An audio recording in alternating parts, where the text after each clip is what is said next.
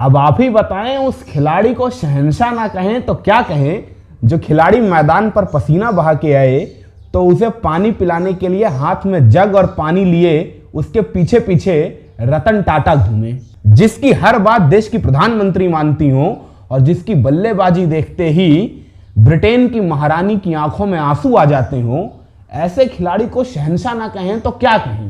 As an opener उस जमाने में 120-30 की स्ट्राइक रेट से कोई बल्लेबाज बल्लेबाजी करता हो तो उसे तो उस जमाने में कयामत बल्लेबाजी समझा जाएगा। और शायद यही वजह थी कि पोद्दार कॉलेज की तरफ से खेलने वाले फारूक का जल्द ही सिलेक्शन कंबाइंड यूनिवर्सिटी टीम में हो गया। आहिस्ता आहिस्ता सुधरते हालातों का मंजर यहां तक भी पहुंचा जब बरस 1961 में इंग्लैंड के भारत दौरे की सीरीज के दूसरे टेस्ट में फारूक को बतौर विकेट कीपर बल्लेबाज भारतीय टीम में अवसर दिया गया। अब फारूक ने अपने पहले टेस्ट में बल्लेबाजी की और ठीक ठाक बल्लेबाजी की, 60-70 रन जोड़े, 3-4 कैच लपके, एक अच्छी खासी औसत परफॉर्मेंस थी फारूक की। इतनी परफॉर्मेंस तो थी जिस बूते फारूक इत्मीनान से बैठ सकते थे कि चलो अगले मैच में उनका चयन तो सुनिश्चित हो ही गया है। मगर जल्द ही फारूक को इल्हाम होता है कि उनके पास इत्मीनान करने के लिए कोई वजूहात नहीं है, इसलिए चूंकि अगले मैच क्या पूरी सीरीज से फारूक को ड्रॉप कर दिया गया है। वो इस नाते चूंकि एक और विकेट कीपर बल्लेबाज है जो भी लगातार फारूक के साथ ही टीम इंडिया का दरवाजा खटखटा रहा था और अब बाकी की पूरी सीरीज में मौके उसे नसीब होंगे। नाम था शशि कुंद्रन। अब जाहिर सी बात है, आप जिस निवाले पर आंख गड़ाए हुए हो, आपके मुंह तलक पहुंचते पहुंचते कोई और उस निवाले को गटक जाए तो आप तो उस शख्स के पीछे पड़ ही जाओगे। कुछ यही हाल था फारूक और कुंद्रन के बीच। दोनों एक दूसरे को हराने में लगे रहते थे ताकि एक दूसरे से बेहतर विकेट कीपर बल्लेबाज के तौर पे टीम इंडिया के चयनकर्ताओं को नजर आ सकें। अच्छा, टीम इंडिया के चयनकर्ता अलग ही मजे के मूड में थे। माने इस सीरीज में आधे से ज्यादा मौके कुंद्रन को दिए तो कुंद्रन खुश हो गए, मगर अगली सीरीज में आधे से ज्यादा मौके फारूक को दे दिए तो कुंद्रन नाराज हो गए। फिर अगली सीरीज में कुंद्रन को दे दिया, फिर अगली सीरीज में फारूक को दे दिया। माने कभी फारूक अंदर, कभी कुंद्रन अंदर, कभी फारूक बाहर, कभी कुंद्रन बाहर। यह सिलसिला टीम इंडिया के भीतर 6 महीना या 1-2 बरस तक नहीं, पूरे 6 बरस तक चला। 1961 से लेकर 1967 आ चुका था, मगर अभी भी टीम इंडिया के किसी क्रिकेट प्रशंसक को यह नहीं कंफर्म पता था कि उसका विकेट कीपर बल्लेबाज रहने कौन वाला है, फारूक या कुंद्रन। वो तो बरस 1967 में वेस्ट इंडीज इंडिया आई हुई थी। तीसरा टेस्ट था, चपॉक में हो रहा था, चेन्नई में, और इस मैच में कुंद्रन के जगह फारूक को लिया गया था। वेस्ट इंडीज के खिलाफ होने वाले इस तीसरे टेस्ट मैच में फारूक ने 94 गेंदों पर 109 रन कूद डाले। माने 1967 में वेस्ट इंडीज के तूफानी गेंदबाजों को 94 गेंदों पर 109 रन यानी करीब 128 के स्ट्राइक रेट के साथ टेस्ट मैच में कोई बल्लेबाज कूद डाले तो फिर उसे तो कयामत का बल्लेबाज कहेंगे। ये एक पारी फारूक के क्रिकेट करियर में मील का पत्थर साबित हुई। इस एक पारी के बाद फारूक का क्रिकेट का करियर यहां से उड़ते उड़ते कब यहां पहुंच गया, यह फारूक को भी ना इल्हाम हुआ। माने इस एक पारी के बाद फारूक की लोकप्रियता कितनी बढ़ चुकी थी हिंदुस्तान में, इसका अंदाजा आपको एक वाकया देगा। उस जमाने में जॉनसन एंड जॉनसन की एक क्रीम आया करती थी, ब्रिल क्रीम, जिसकी सेल उन दिनों हिंदुस्तान में घटी हुई थी। तो टीम कोई मार्केट कैंपेन तलाशने की कोशिश कर रही थी। और जानते हैं जॉनसन एंड जॉनसन ने क्या मार्केटिंग स्ट्रेटजी अपनाई? जॉनसन एंड जॉनसन ने ब्रिल क्रीम का विज्ञापन फारूक इंजीनियर से शूट करवा लिया और इस तरह फारूक इंजीनियर हिंदुस्तान के वो पहले क्रिकेट खिलाड़ी बने जिन्होंने कोई ऑफिशियल टीवी एड शूट किया था। अच्छा, ग्राफ मैच फारूक की लोकप्रियता का नहीं ऊंचा उठा था, फारूक की क्रिकेट परफॉर्मेंस का भी उठा था। इस एक पारी के बाद फारूक में गजब का आत्मविश्वास आ चुका था, क्योंकि जाहिर सी बात है अब चयनकर्ताओं ने वो अल्टरनेटिव व्यवस्था भी तो बंद कर दी थी। अब लगातार फारूक को ही बतौर विकेट कीपर बल्लेबाज टीम के भीतर मौका दिया जा रहा था। कुंद्रन महोदय अपना बैग पैक करके चलते बने थे, क्योंकि अब दौर फारूक का आ चुका था जिस दौर की वानगी पेश करता है भारत का न्यूजीलैंड दौरा। बरस था 1968 और आपकी जानकारी के लिए बता दूं, हिंदुस्तान का यह न्यूजीलैंड दौरा हिंदुस्तान के क्रिकेट इतिहास में स्वर्णाक्षरों से अंकित होने वाला था, क्योंकि यह वो पहली टेस्ट सीरीज बनी थी जिसे हिंदुस्तान ने समंदर पार अपने नाम किया था। और हिंदुस्तान के इस कारनामे में सबसे महनीय भूमिका फारूक इंजीनियर की ही थी, जिन्होंने 3 टेस्ट मैच में 300 रन ठोक के भारत की जीत सुनिश्चित की थी। मगर यह तो कुछ भी नहीं था। फारूक का असल कारनामा तो दिखता है 3 बरस बाद 1971 के इंग्लैंड दौरे में। अच्छा, अब इसे खुदा की मेहरबानी कहें या संयोग, जो समझना हो समझ लीजिए, मगर पहली बार ऐसा हुआ था कि हिंदुस्तान ने इंग्लैंड में जाकर इंग्लैंड को टेस्ट सीरीज हरा दी थी। और इस कारनामे में भी सबसे बड़ा योगदान फारूक इंजीनियर का ही था, जिन्होंने ऐन मौके पर अगर वो 89 रन ना बनाए होते उस टेस्ट मैच में तो शायद हिंदुस्तान का ये सपना सपना ही रह जाता। मगर फारूक से जब जब इस बाबत सवाल पूछा जाता है तो फारूक एक ही जवाब देते हैं, ना जी ना, मेरा कोई क्रेडिट नहीं है इसमें, सारा क्रेडिट जाता है बेला के नाम, क्योंकि बेला ना होती तो हम सब में भरोसा ना आता कि हम भी गोरों को हरा सकते हैं। खैर, ये फारूक का बड़प्पन है। फारूक इसी तरह के इंसान हैं, जितने बेहतरीन खिलाड़ी उससे कहीं ज्यादा बेहतरीन इंसान। और शायद फारूक की इसी मासूमियत पर फिदा हो गई थी क्वीन एलिजाबेथ। दरअसल फारूक और एलिजाबेथ के बीच एक बड़ा मार्मिक सा वाकया घटा था। हुआ यूं था कि एक दफा के इंग्लैंड दौरे पे समूची भारतीय टीम के खिलाड़ियों को क्वीन एलिजाबेथ से मिलवाया जाना था। ऐसे ही गेस्चर के नाते तो भारतीय टीम के खिलाड़ी सूटेड बूटेड हो, कोट पैंट पहन के बकिंगम पैलेस पहुंचते हैं। अभी बकिंगम पैलेस के भीतर दाखिल ही हुए थे कि दूसरे दरवाजे से एक डाकिया सीधा क्वीन एलिजाबेथ के पास आता है और कहता है, मैम ये मैसेज है फारूक सर के लिए। तो क्वीन ने लिफाफा फाड़ा, अंदर से चिट्ठी निकाली, पढ़ी और फिर फारूक की ओर देख के बोली, so mister Farooq, what do you think, son और डॉटर? सबको लगा था फारूक क्या जवाब देंगे, मगर फारूक बिल्कुल शांत, धीर, गंभीर होकर क्वीन की तरफ मुखातिब होकर जवाब देते हैं, मैम श्योर, डॉटर। सामने बैठी क्वीन एलिजाबेथ सोच में पड़ जाती हैं और फिर कहती हैं, how do you so sure?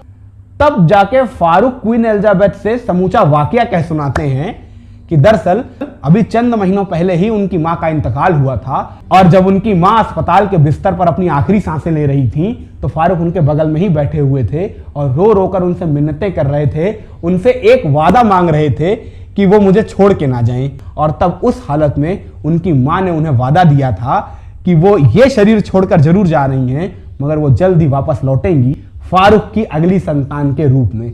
इसीलिए फारूक इतने श्योर थे कि 100% वो डॉटर ही होगी, बेटी ही होगी, क्योंकि उनकी मां को उनसे मिलने के लिए वापस आना ही पड़ेगा।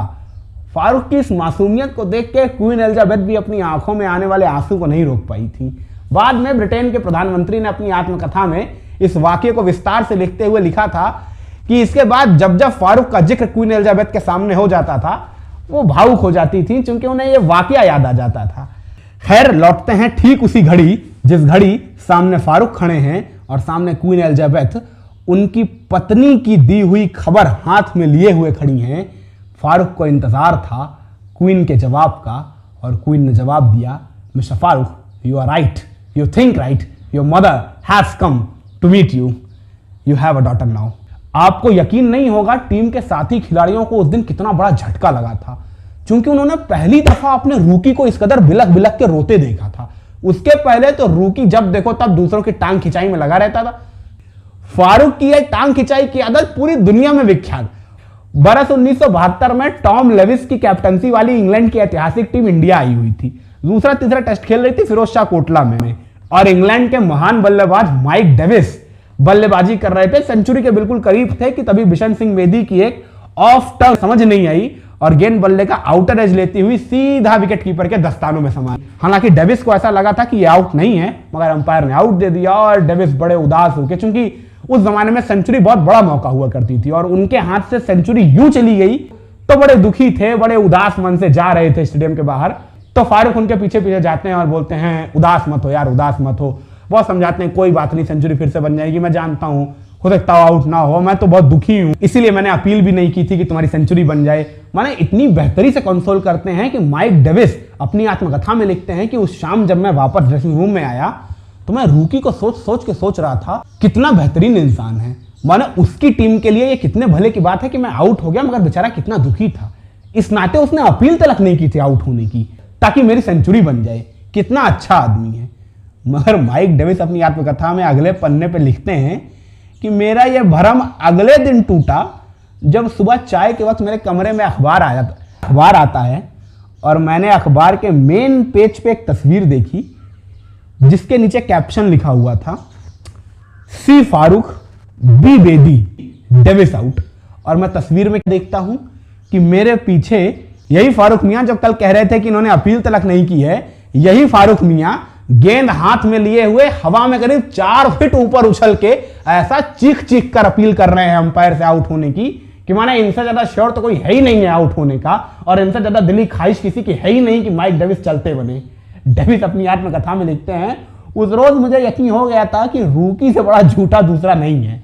मगर रूकी ऐसे ही थे, हल्के फुल्के मिजाज के आदमी, और ये हल्का फुल्का मिजाज उन्हें खानदानी मिला था। पारसी कम्युनिटी से आते थे। पारसी अक्सर ऐसे ही होते हैं, सीधे साधे भोले हल्के फुल्के मिजाज वाले आदमी। मगर यह अफसोस की बात है कि फारूक के बाद हिंदुस्तान को कोई अगला पारसी खिलाड़ी नसीब नहीं हुआ है। शायद यही वजह थी कि पारसियों के बीच फारूक की बड़ी इज्जत हुआ करती थी। फारूक एक वाकया बताते हैं कि एक शाम एक टेस्ट मैच खेलने के बाद फारूक ड्रेसिंग रूम में अपना कपड़ा उतारते हैं कि तभी अचानक उन्हें पीछे से कुछ आवाज नजर आती है। फारूक पीछे मुड़ते हैं तो उन्हें सामने एक गिलास पानी नजर आता है। कहते हैं अभी पानी नहीं पीना है। तब तक उनकी नजर गिलास जिस शख्स के हाथ में था ना, उसके चेहरे पर जाती है।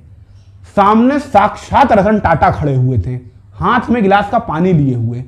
माने टाटा का मालिक आपके लिए पानी लिए हुए खड़ा है, तो आप पानी क्या, एक दफा जहर भी पीने के लिए ना कहो। तो एक दफा आदमी सीधा सीधा ना करने से बचे, सोचे ऐसे मना कर दे जैसे बुरा ना लगे। दरअसल रतन टाटा उस दिन फारूक मियां को अपने घर डिनर के लिए बुलाने आए थे। ये फारूक का जादू था, जो एक दफा जिसके सर पे चढ़ के बोलने लगता है फिर उसके सर से कभी उतरता नहीं है। और शायद फारूक के क्रिकेट का जादू दुनिया के सर पर भी इस कदर चढ़ चुका था कि फारूक ने जब बरस 1976 में हिंदुस्तान के क्रिकेट से अलविदा कहा, इसके बाद भी दुनिया फारूक को अपनी नजरों के आगे से ओझल होते देखना नहीं चाहती थी। जिस रोज फारूक ने हिंदुस्तानी क्रिकेट से संन्यास का ऐलान किया, उसके चंद रोज के बाद इंग्लैंड क्रिकेट बोर्ड फारूक के कदमों में गिरा पड़ा था। किस लिए?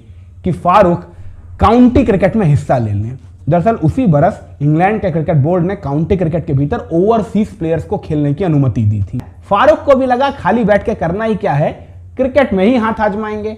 फारूक ने हाँ कह दी, जिसके बाद फारूक क्लाइव लॉयड के साथ, Clive Lloyd, the great Clive Lloyd के साथ बतौर ओपनर बल्लेबाज काउंटी क्रिकेट खेलने लगे। और आपको यकीन नहीं होगा कि जो काउंटी क्रिकेट की टीम बीते 20 बरस से काउंटी क्रिकेट में एक खिताब अपने नाम नहीं दर्ज कर पाई थी, ज्यों ही फारूक और क्लाइव लॉयड की ओपनिंग जोड़ी काउंटी की उस टीम के लिए खेलने लगी, देखते ही देखते उस टीम ने खिताबों की झड़ी लगा दी। और शायद यही वजह थी कि इंग्लैंड की काउंटी क्रिकेट फारूक को अलविदा देने को तैयार ही नहीं थी। पहले फारूक 2 साल के लिए खेलने गए थे, फिर वो 2 साल का कॉन्ट्रैक्ट 4 हुआ, 4 का 6 हुआ, 6 का 8 हुआ, और फिर 8 का 10। माने फारूक इंजीनियर क्लाइव लॉयड के साथ 10 बरस तक काउंटी क्रिकेट खेलते रहे। फारूक की इंग्लैंड के भीतर लोकप्रियता कितनी थी, इसका अंदाजा आप इसी बात से लगा सकते हैं कि जब बरस 1983 में भारतीय क्रिकेट टीम वर्ल्ड कप खेलने के लिए इंग्लैंड गई हुई थी, तब उस समूचे वर्ल्ड कप में बतौर कमेंटेटर फारूक इंजीनियर को ही शामिल किया गया था। ये जो अभी KD83 वाली मूवी आई थी, इस मूवी में बोमन ईरानी ने फारूक इंजीनियर का ही किरदार अदा किया था। इस वर्ल्ड कप के दौरान भी फारूक के साथ एक गजब का वाकया घटा। फाइनल मैच चल रहा था, साथ ही इंग्लिश कमेंटेटर के साथ फारूक 1983 के वर्ल्ड कप के फाइनल की कमेंट्री कर रहे थे। कमेंट्री के दौरान यूं ही स्वाभाविक तौर से फारूक इंडियन थे, वो ब्रिटिश थे, तो दोनों के बीच कुछ तू मैं हुई इंडिया का पक्ष लेने के मामले में। तो बगल में बैठे हुए कमेंटेटर ने बड़े ताव ताव में कह दिया, अच्छा मान लो जीत ही गई इंडिया, तो क्या हो जाएगा तुम्हारे देश में, क्या बदल जाएगा, क्या प्रधानमंत्री को आदेश दे देंगी? फारूक ने तपाक से कहा, देख लेना, अगर इंडिया आज वर्ल्ड कप जीत गई तो प्रधानमंत्री कल छुट्टी का ऐलान कर देंगी, पूरे देश का स्पेशल हॉलीडे होगा कल, पूरा हिंदुस्तान छुट्टी मनाएगा कल अगर आज इंडिया वर्ल्ड कप जीत गई। बगल के कमेंटेटर ने कहा, आर यू श्योर? फारूक ने कहा, यस। मगर सच बात तो यह है कि ना फारूक को इस बाबत यकीन था कि टीम इंडिया यह मैच जीतेगी, और ना इस बाबत यकीन था कि अगर जीत गई तो इंदिरा गांधी छुट्टी का ऐलान करेंगी। वो तो सामने वाले कमेंटेटर की बोलती बंद करने के लिए फारूक ने बातों ही बातों में लफाजी कर दी थी। मगर फारूक को खुद ना यकीन हुआ कि जब टीम इंडिया मैच भी जीती और इसके बाद सेरेमनी के दौरान ही कमेंट्री बॉक्स में फारूक के लिए एक लाइटनिंग फ्लैश कॉल आया, सीधा प्रधानमंत्री आवास से, और फारूक को बताया गया कि वाकई प्रधानमंत्री इंदिरा गांधी ने अगले दिन छुट्टी का ऐलान कर दिया है। अगले दिन समूचे देश में छुट्टी। बाद में फारूक बताते हैं कि जब वो 2-4 महीने के बाद इंडिया लौटे, तब प्रधानमंत्री इंदिरा गांधी ने उनसे खुद कहा था, थैंक्स फारूक, उस दिन मुझे ये आइडिया देने के लिए। तो ये थे फारूक इंजीनियर और ये थी उनकी दास्तान। मगर ऐसा नहीं था कि फारूक मियां के किस्सों का सिलसिला 1983 के वर्ल्ड कप पर ही ठिठकने वाला था। वो किस्से आज तक बदस्तूर जारी हैं। एक दिन का वाकया है, इंग्लैंड के दौरे पर भारतीय टीम गई हुई थी। फारूक मियां खुद अपने साक्षात्कार में बताते हैं कि महेंद्र सिंह धोनी अपनी पत्नी साक्षी को लेकर फारूक के पास जाते हैं और फिर साक्षी से फारूक का परिचय करवाते हुए कहते हैं यह है फारूक इंजीनियर, ये अगर हिंदुस्तान में इस वक्त रह रहे होते तो मैं तो अभी वहीं रांची में रह रहा होता, क्योंकि इन्हीं के रहते मुझे तो बतौर विकेट कीपर बल्लेबाज मौका मिलता ही ना। दरअसल धोनी फारूक को अपने आदर्शों में से एक मानते हैं, क्योंकि फारूक की तरह वो भी एक आक्रामक शैली के दाएं हाथ के बल्लेबाज हैं और एक बेहतरीन नायाब विकेट कीपर। इस किस्से से आप वर्तमान पीढ़ी में भी फारूक इंजीनियर की लोकप्रियता का अंदाजा लगा सकते हैं, फिर चाहे धोनी हो या कोहली। धोनी का किस्सा तो हमने आपको सुना दिया, अब रही बात कोहली की। फारूक इंजीनियर खुद अपने एक साक्षात्कार में कोहली के साथ घटा अपना एक वाकया साझा करते हैं कि वेस्टइंडीज में एक टेस्ट मैच आयोजित होना था। अनिल कुंबले कोच थे, विराट कोहली कप्तान थे, टीम पोर्ट ऑफ स्पेन गई थी। तो फारूक ने स्टेडियम से रुखसत लेने से पहले सोचा क्यों ना कोहली से एक दफा मिल लिया जाए। तो किसी टीम के सहायक से उन्होंने कहा कि विराट कोहली को संदेशा भिजवा दो, फारूक इंजीनियर उनसे मिलना चाहते हैं। फारूक अपने साक्षात्कार में कहते हैं मुझे खुद इस बाबत कुछ शक था कि विराट कोहली व्यस्त होंगे, क्या वो मुझसे मिलने आएंगे, मुझे जानते भी होंगे। मगर फारूक बताते हैं 2 मिनट नहीं लगा था कि खुद विराट कोहली हाथ में बल्ला लिए हुए उनके कमरे में आ पहुंचे। बड़े सम्मान के साथ उनसे बातें की, कई बैटिंग टेक्निक से जुड़े सवाल पूछे। फारूक कहते हैं यकीनन विराट दुनिया के सर्वश्रेष्ठ वर्तमान बल्लेबाजों में से एक हैं, मगर फिर भी उनका मुझसे बल्लेबाजी की टेक्निक के बारे में सवाल पूछना उन्हीं का बड़प्पन है। ये है फारूक और ऐसा है उनका कद, और ये रही उनकी समूची दास्तान।